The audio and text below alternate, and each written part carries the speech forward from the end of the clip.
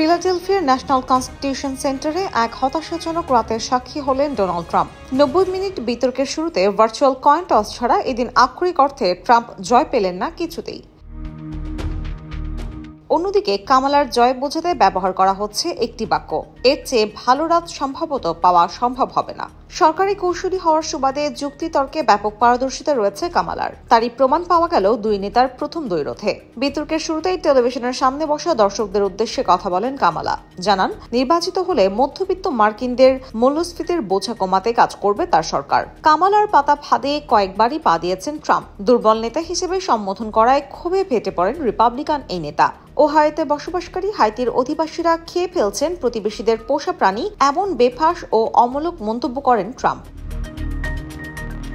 বিশ্লেষকরা বলছেন, নতুন মেয়াদে প্রেসিডেন্ট হিসেবে দায়িত্ব নিতে ট্রাম্প অযোগ্য বিষয়টি প্রমাণে সহায়তা করেছে কামালার ফাঁদ। ইউনিভার্সিটি অব ক্যালিফোর্নিয়ার নৃবিজ্ঞান বিভাগ অধ্যাপক নর্মা মেন্ডোজা ডেন্টন বলেন, ট্রাম্পের পক্ষ থেকে দাবি শুনলাম কুকুরসহ পোষা প্রাণীদের খেয়ে ফেলা হচ্ছে। ট্রাম্প নিজের পরিকল্পনায় লেগে থাকতে পারেননি। তিনি মধ্য ও নিম্নবিত্ত ভোটারদের জন্য কিভাবে কাজ করবেন বিষয়টি বিতর্কে তুলে ধরতে পারেননি। তবে ট্রাম্পের কিছু ন্যারেটিভ কাজ করেছে তার পক্ষে।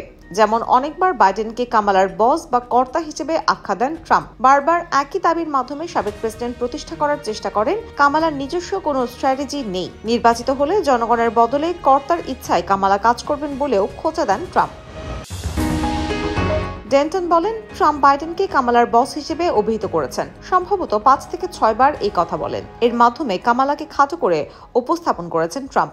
বোঝানোর চেষ্টা করেছেন আমেরিকার জন্য কামালার আলাদা কোনো পরিকল্পনা নেই। তবে প্রেসিডেন্সিয়াল বিতর্কই কি নির্বাচনের ফল নির্ধারণ করে দিতে পারে? ইতিহাস ঘাটলে পাওয়া যাবে বেশ কিছু বিপরীতধর্মী নজির। 2004 সালের বিতর্কে ডেমোক্রেট প্রার্থী জন কেরির প্রশ্নবাণে জর্জরিত হন রিপাবলিকান প্রার্থী George W Bush.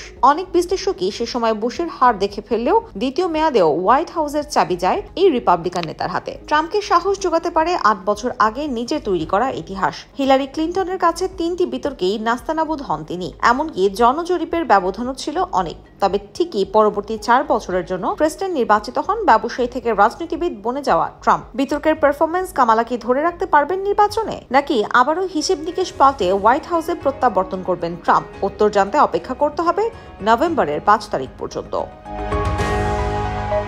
IBTV USA, New York.